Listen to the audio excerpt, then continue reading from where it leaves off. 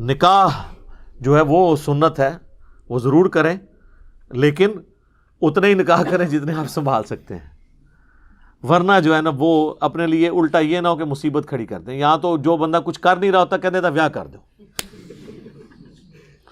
تاکہ پورے 2 خاندان کچھ کرنا شروع کر دیں، یعنی آپ لڑنا شروع کر دیں، سارے ویلے نوں جڑا موقع مل جائے اپنا کام کرنے دا. وہ کہتے ہیں جی ایک غریب آدمی آیا تو نبی علیہ السلام نے فرمایا شادی کرو، وہ اور غریب ہو گیا، پھر دوسری کرائی، پھر تیسری کرائی، چوتھی امیر ہو گیا. اس طرح کوئی امیر ہوتا ہے؟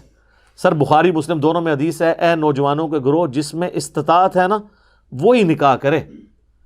نکاح کرنا تمہاری عفت اور عصمت کی حفاظت اور نگاہوں کو نیچے رکھنے کا ذریعہ ہے، اور اگر تم نکاح کی استطاعت نہ رکھو تو روزے رکھ کے اپنی شہوت کو ٹھنڈا کرو. یہ حدیث بخاری میں بھی ہے، مسلم میں بھی. تو وہاں حضور کہہ سکتے تھے نا کہ استطاعت نہیں ہے تو جلدی سے شادی کر لو تاکہ امیر ہو جاؤ، استطاعت صاحب استطاعت بن جاؤ. نہیں، اور یہاں استطاعت سے مراد فائنینشیل استطاعت ہے. باقی اگر سیکچوئل استطاعت کا ہو تو وہ تو آلریڈی اس میں موجود ہے، تبھی تو کہا جا رہا ہے کہ روزے رکھو، ورنہ تو اس کی نکاح ہی نہیں ہوگا. تو استطاعت ہو تو نکاح کرو، اور اگر استطاعت نہیں تو روزے کے ذریعے اپنی شہوت کو ایڈریس کرو. پھر بخاری مسلم میں وہ حدیث ہے جو 3 اصحاب غیر موجودگی میں نبی علیہ السلام کی ازواج کے پاس پردے میں آ کے حضور کے معاملات پوچھتے ہیں.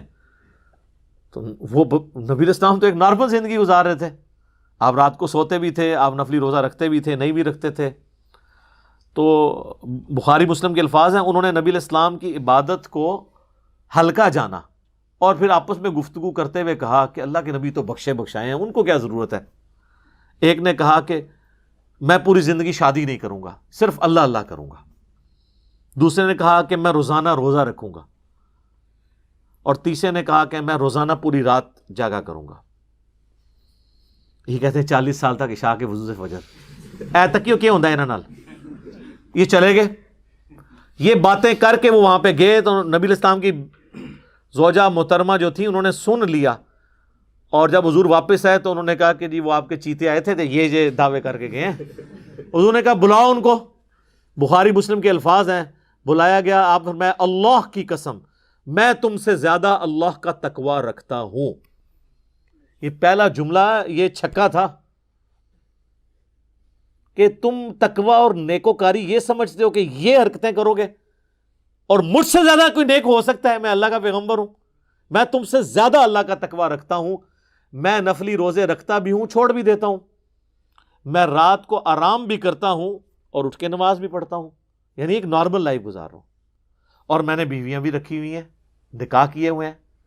پھر آپ نے فرمایا فمن رغب عن سنتی، جس نے میری سنت کو چھوڑ دیا. ویسے عموماً بولا جاتا ہے ان نکاح سنتی، وہ بھی حدیث کے الفاظ اس میں تو نہیں ہیں، ابن ماجہ میں ایک روایت موجود ہے، لیکن اس میں امپلائڈ ہے کہ تینوں چیزوں کے بارے میں آپ نے مشترکہ کہا کہ فمن رغب عن سنتی، جس نے میرے طریقے کو چھوڑ دیا. یعنی میرے طریقے میں تینوں چیزیں کہ نکاح کرنا چھوڑ دیا، یا اس نے روزانہ جاگنا شروع کر دیا، عشاء کے وضو سے 40 سال تک فجر پڑھنی شروع کر دی، میرے لو فارغ جے. او ایک بازیگر تے ہو سکتا ہے، اللہ نے نبی دا مننے والا نہیں ہو سکتا. تو خدا کے لیے اپنے بزرگوں کو بے عزت ہونے سے بچائیں. یہ فضیلت نہیں ہے، یہ اگر ان کی بزرگی کو اگر کوئی ختم کرنے والی چیز ہے وہ یہ ہے کہ 40 سال تک عشاء کے وضو سے فجر پڑھتے تھے. جی یہ تو بزرگ وڈنے والی ہے گل. بزرگوں نو بچانا ہے تو یہ کیا کرو، رات نو سوندے بھی سن تو اٹھ کے نماز بھی پڑھ لیندے سن. یہ نہ کوئی عشاء کے، یہ بتاتے ہیں کرتب ان کا، یہ کرتب ہی ہے نا. یہ تو یہ حدیث دیکھ، اور اس حدیث پہ نا امام بخاری نے باب باندھا ہے کہ عبادت میں غلو کرنا ناپسندیدہ عمل ہے. یہ ہے کتابوں کا دین اور وہ ہے بابوں کا.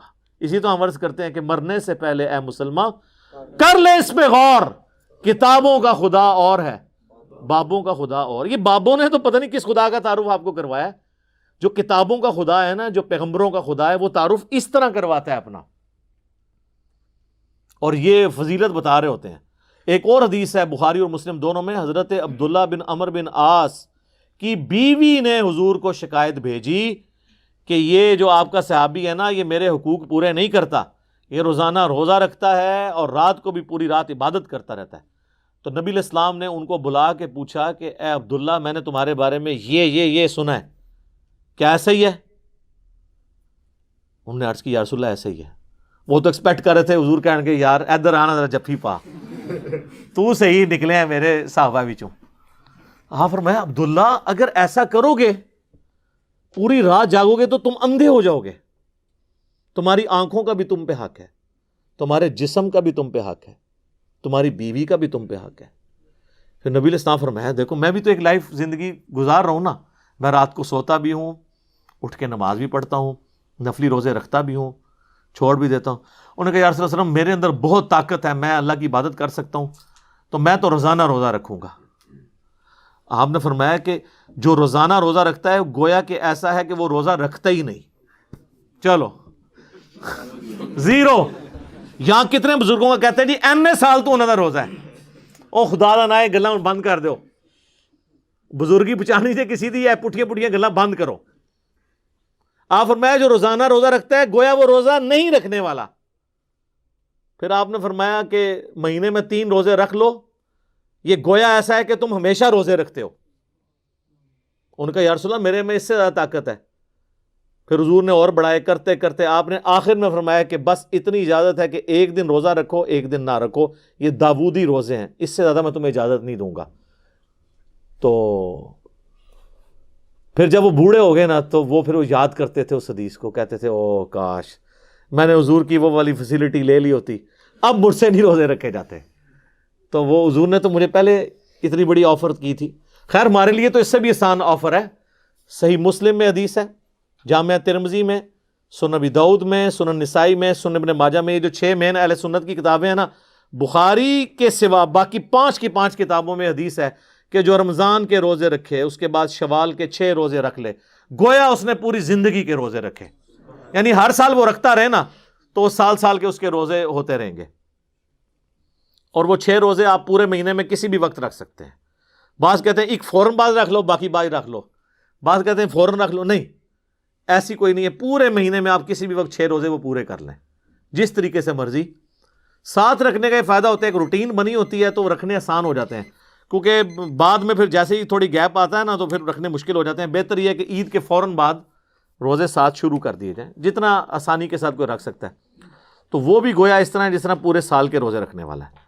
تو سر یہ کتابوں کا دین بہت آسان ہے۔ میں اکثر اپنے بھائیوں سے کہتا ہوں، لوگ تو یہ کہتے ہیں کہ علم دین آئے گا تو پھر مشکل ہو جاتی ہے، عمل کرنا پڑ جاتا ہے۔ سر یہ لوگ کہتے ہیں، حالانکہ اگر آپ کے پاس علم دین آ جائے نا تو آپ کے لیے دین پہ چلنا آسان ہو جاتا ہے۔ کئی کام آپ ایسے کر رہے ہوتے ہیں جو فضول ہوتے ہیں اور آپ نے خام خواہ اپنے آپ کو مصیبت میں ڈالا ہوتا ہے، اور وہ اللہ کی نافرمانی کے کام ہوتے ہیں، اور آپ اس میں مشقت اٹھا کے تو بڑے ثواب کی امید لگائے بیٹھے ہوتے ہیں، جبکہ اللہ نے اسے 0 سے ملٹیپلائی کرنا ہے۔ صحیح مسلم میں حدیث ہے، نبی علیہ السلام فجر کی نماز پڑھنے کے بعد اپنے گھر تشریف لائے تو آپ نے اپنی زوجہ سیدہ جویریہ کو دیکھا کہ وہ مصلی پہ بیٹھی ہوئی ہیں۔ تو آپ کافی دیر بعد جب واپس آئے نا تو وہ ابھی تک مصلی پہ بیٹھی ہوئی تھی، کم از کم 1.5-2 گھنٹے تو بنتے ہیں فجر سے لے کے اشراق تک، اور اس کے بھی بعد حضور تو صحیح مسلم میں آتا ہے کہ کافی جب سورج بلند ہوتا تھا تو واپس آتے تھے۔